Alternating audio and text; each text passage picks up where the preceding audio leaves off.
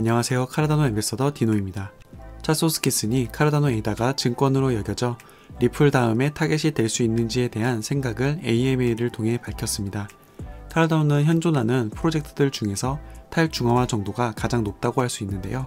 비트코인이나 이더리움처럼 중앙화된 프로젝트보다 탈중앙화가 잘 된 카르다노가 SEC의 다음 타겟이 될 가능성은 상당히 희박하며, 만약 그런 상황이 벌어진다면 비트코인과 이더리움 모두 무사하지 못할 것이라는 의견을 내놓았습니다.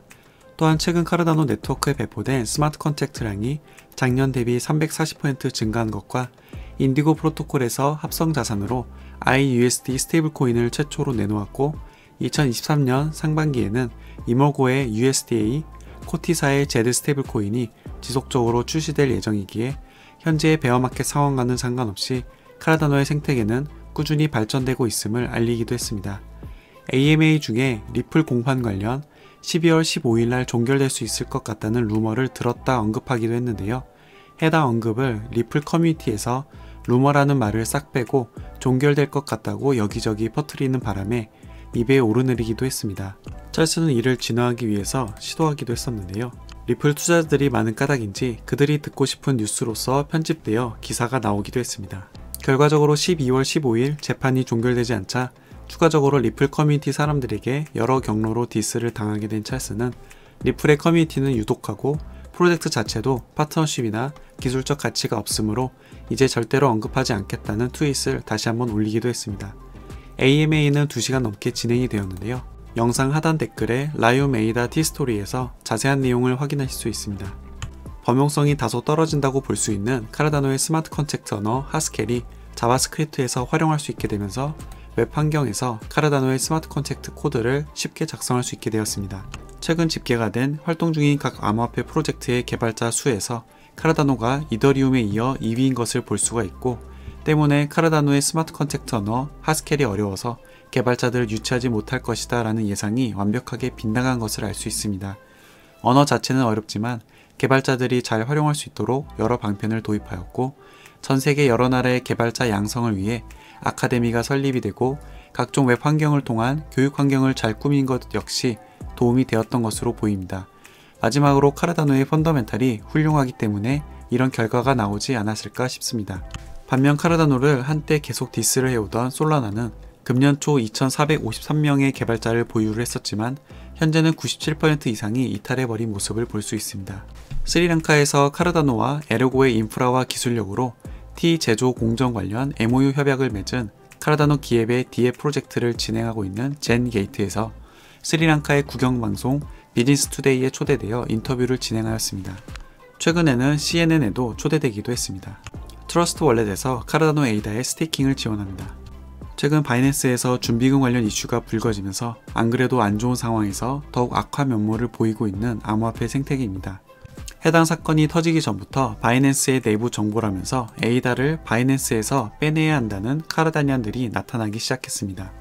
바이낸스는 5일 단위의 에포크 종료 시점 전날에 에이다의 출금을 지원하지 않는 것으로도 악명이 높았고, 지난번 에포크 종료일 전인 12월 16일에서 17일 사이에도 출금을 중단한 바 있기에 이 기회에 많은 카르다니안들이 에이다를 출금하신 것으로 보여지는데요. 하지만 바이낸스의 준비금이 부족하다는 것이 상황 자체는 안 좋아 보이긴 하지만 팩트가 아직 밝혀지지 않았고, 바이낸스를 의도적으로 음해하려는 인사들도 많아 보이며 FTX와는 그 궤를 달리하고 있었기 때문에 어떻게 종결될지는 계속 지켜봐야 할 것 같습니다. 카르다노의 리얼파이 프로젝트의 리더격인 월드 모바일 토큰에서 가장 강력한 걸림돌이자 라이벌이 될 것 같았던 일론 머스크의 스타링크 위성과의 미국 및 영국 각지에서의 통합 중계기로서의 연동 테스트에 성공하였습니다. 따라서 더욱 고품질의 사용 사례를 만들 수 있게 되었는데요. 이뿐만 아니라 곧 실제 서비스가 제공이 될 아프리카의 잔지바르에 이용 가능한 어플이 배포될 예정이라고 합니다. 이런 영향 때문인지 카르다노 네이티브 토큰들 중에서 가장 많이 거래되는 토큰으로 지속적으로 랭크가 되고 있습니다. 내년 1월에 테스트넷을 진행할 멜드디앱이 지원할 토큰 목록을 공개하였습니다. 멜드디앱은 탈중앙화된 은행을 목표로 암호화폐뿐만 아니라 법정화폐를 통해 빌려줄 수도 있고 빌릴 수도 있는 카르다노 최초의 뱅킹 프로토콜을 제공하고자 하는데요. 카르다노의 상위 덱스인 민수합과 윙라이더스가 통합되기로 결정이 된 상태이고, 타 프로젝트인 카이버스왑의 크로스체인 수합 기능을 통해서도 멜드를 접할 수 있게 되었습니다. 지난주 뉴스로 알려드린 인디고 프로토콜과 유동성 풀이 통합될 덱스에 대한 거버넌스 투표가 마무리되었습니다. 예상대로 40% 이상의 반대표를 받은 썬디 수합을 제외하고는 민 수합, 링라이더스, 무슬리 수합이 채택되었습니다. 해당 풀 통합을 통해 각 덱스들은 인디고 프로토콜에서 발행된 IE로 시작되는 IUSD나 IBTC와 같은 합성 자산들과 함께 동일한 가치의 ADA를 예치하여 유동성을 제공한다면 영수증 개념의 LP 토큰을 받게 되는데요. 그것을 인디고 프로토콜에 예치를 하게 된다면 인디 토큰을 보상으로 받게 되며 유동성 풀을 제공한 덱스에서도 거버넌스 토큰과 예치한 합성자산 그리고 같이 예치가 된 ADA의 스테이킹 보상까지 모두 받게 되는 메리트를 가지게 됩니다. 윙라이더스의 경우에는 유동성을 제공하게 되면 그들의 거버넌스 토큰인 WRT만을 별도로 스테이킹하여 보상을 더 챙길 수 있는 부스팅 기능이 있는데요. 이 보상 최대치가 증가되는 효과가 추가적으로 발생한다며 마케팅하는 모습도 볼 수 있습니다. 현재 카르다노의 주요 덱스는 이제 5개가 된 만큼 토큰의 시딩 정도에 따라 유동성의 차이가 발생하고 가격 또한 천차만별이게 됩니다. 이런 가격차를 노린 아비트라지 봇이 출현하였습니다. 봇을 구성한 사람은 수익을 얻기는 하지만 현존하는 중앙화 거래소들 간에도 각종 봇을 통해 시세 차익이 발생하면 아비트라지 거래가 발생하면서 거래소 간의 가격 차이가 심하지 않게 유지가 되는데요. 따라서 덱스들 간의 아비트라지 봇은 긍정적인 역할도 수행하게 될 것으로 보입니다. 카르다노 최초의 메타버스 프로젝트 파비아가 메타버스를 즐길 수 있는 라이브 이벤트를 진행하였습니다. 트위터 상에서는 파비아의 메타버스를 직접 플레이해본 다양한 카르다니안들의 호평이 이어졌는데요. 유투데이에서는 해당 피드백을 기사화하기도 했습니다. 한때 기대를 받았던 CNFT 프로젝트 제네시스 에그가 러그풀하였습니다.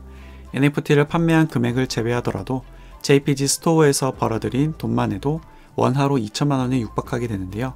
최근 들어 더욱 많아진 러그풀들로 인해 카르다니안들은 1위 마켓플레이스인 JPG 스토어에서 프로젝트 진행자들의 신원을 추적할 수 있도록 등록 프로세스를 강화하자는 의견들이 나오는 실정입니다. NFT를 민팅하고 시간을 계속 끌어가며 토큰도 발행하며 이것저것 다른 개발 로드맵들을 보여주며 속임수가 남발되고 있는 현 CNFT 프로젝트를 비판하며 적어도 최소 기능이라도 갖춘 검증된 프로젝트들을 지지하자는 카르다노 인플루언서들의 의견들도 종종 발견할 수 있었던 한 주가 되었습니다. NFT 메이커 NMKR에서 아이들을 위한 CNFT 교육 코스를 개설하였습니다. NFT와 디파이에 대해서 궁금하시고 접하고 싶으시다면 디노 커뮤니티를 방문하시는 것을 추천드립니다. 카르다노에서 가장 유명한 민코인 프로젝트 호스키 토큰에서 실수로 1.1조 개의 토큰을 소각해버리는 실수를 하였습니다. 카타리스트 생태계 시스템의 각종 사항들을 논의하고 결정하는 주체 카타리스트 서클의 투표가 이 에포크에 걸쳐서 종료가 되었고 5명의 서클진이 선출되었습니다. 드립드랍즈로 투표가 진행된 가운데 1140명만이 참여했다는 것이 다소 실망스러운 부분 같습니다. 카타리스트 펀드처럼 보상을 명시하여 진행한다면 더욱 높은 참여율로 이어지지 않을까 싶습니다. 카르다노 주간 개발 리포트입니다. 더 많은 내용이 있지만 주요 내용 4개만을 뽑아 정리를 해보았습니다. 역시나 피어 리뷰 및 학술적인 연구로 진행되는 카르다노 프로젝트인 만큼 분산 시스템 원리 관련 컨퍼런스에서 카르다노 네트워킹 팀이 참여 및 발표를 진행할 예정인 것이 눈에 띕니다. 또한 카르다노의 IOG가 이제 1월 초까지 연말연시 휴가로 접어들어 개발활동 리포트가 1월 13일까지 제공되지 않을 예정인데요. 제 뉴스도 뉴스거리가 마땅치 않다면 연말연시에는 유튜브 뉴스를 잠시 쉬어갈 예정입니다. 하지만 카카오톡이나 유튜브의 커뮤니티 채널, 트위터, 카르다노 에이다 마이너 갤러리 등 다양한 미디어를 통해서 뉴스를 공유해드리고 있으니 참고하시기 바랍니다. CNFT의 파인 아티스트로 유명한 쌀에서 최근 봇 공격으로 탈취당한 CNFT를 사전에 받아간 사람들에게 새로운 드래곤 NFT를 제공해서 보내줄 뿐만 아니라 기존의 NFT는 아래와 같이 크리스마스 버전으로 IPFS 이미지를 변경해서 제공해 주었는데요. 해당 NFT를 디노 커뮤니티 분들에게 크리스마스를 맞이하여 15분에게 에어드랍할 예정입니다. 디스코드의 어나운스먼트에서 기습적으로 공지되어 3시간 이내에 종료될 것이므로 잘 챙겨보시기 바랍니다. 이상으로 카르다노 뉴스를 마칩니다. 시청해주셔서 감사합니다.